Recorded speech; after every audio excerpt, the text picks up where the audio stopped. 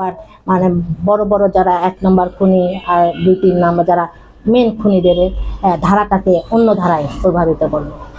সেই জায়গায় আমি ওটা নারাজি দিয়ে দিচ্ছি, নারাজি ঢাকায় হাইকোর্টে নারাজি দিয়ে ওটা ওই অবস্থায় আছে। আর হ্যাঁ, এবং অবাধে ঘুরে বেড়াচ্ছে যেভাবে পারত ওরা।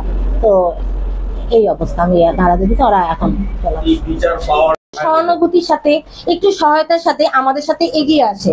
বাপির এই কেসটাকে আমাদের ইতিহাসে একটি বিরল একটি কেস, এত ভিডিও ফুটেজ যেখানে বিশ্ববাসী দেখেছে, সেই কেসের কেন এখন পর্যন্ত বিচার হয়নি, এটা আসলেই আমাদের কাছে খুবই কষ্টদায়ক। আর আমার বাপি যেরকম একজন নেতা ছিল, সে সারা জীবন মানুষের ভালোর জন্য কাজ করে গেছে। আজকে তার ভালোর জন্য আমি চাচ্ছি যে যারা যারা নেতা আছে, কেন্দ্রীয় থেকে স্থানীয় নেতারা আছে, তার ভালোর জন্য আমাদের সাথে একটু এগিয়ে আসুক।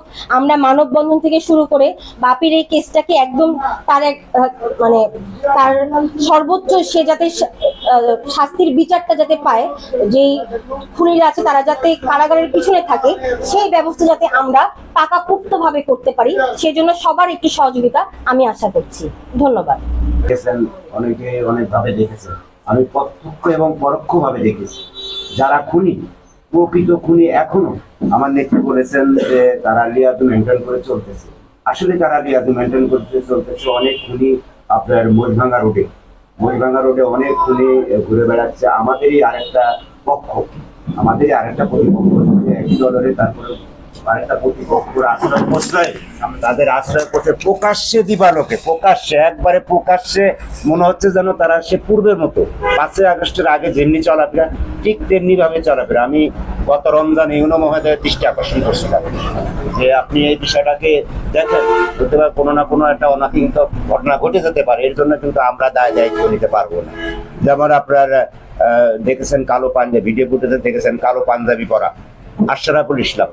আশরাফুল ইসলাম ও এখনো প্রকাশ্যে ঘুরে বেড়াচ্ছে। এবং আমাদেরই এই ৩ নম্বর ওয়ার্ডে যেখানে বাবু চিরশায়িত হয়ে আছে, এই ৩ নম্বর ওয়ার্ডেই মাঝে মধ্যে তাকে দেখা যায়, তার এক আত্মীয় আছে, ভগ্নিপতি আছে।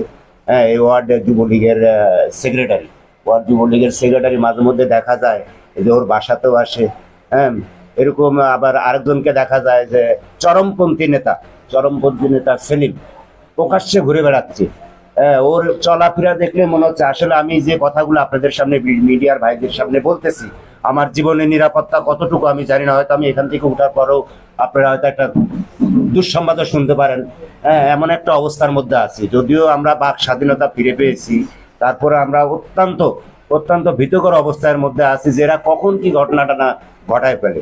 চরমপন্থী নেতা এখনো প্রকাশ্যে ঘুরে বেড়াচ্ছে এবং এই বাবুর মামলাটাকে অন্যদিকে প্রবাহিত করার তাদেরই পিছ ঘুরে বেড়াচ্ছে এই খুনিরা। আমার একটা প্রশ্ন, সেটা হলো কি, আপনি মনে করছেন বাংলাদেশ জাতীয়তাবাদী বিএনপি, এখানে যে একটা এমপি পার্টি আছে, তাদের মজুদে কি তারা এই ঘুরে বেড়াচ্ছে সেখানে? হ্যাঁ, অবশ্যই সহযোগিতা আছে, অবশ্যই সহায়তা। কই, তারা তো এদিকে আসে না, ট্রাফিক মোড় থেকে তো এদিকে আসে না, তারা ঘুরে ফিরে ওদিকেই যায় মহিষভাঙ্গার ওই এক অঞ্চলের মানুষের কাছে যায়, ওখানে আশপাশের সবাই ওখানেই বসে। তারা সন্ধ্যার পরে মাস্ক নিয়ে ঘুরে বেড়াচ্ছে।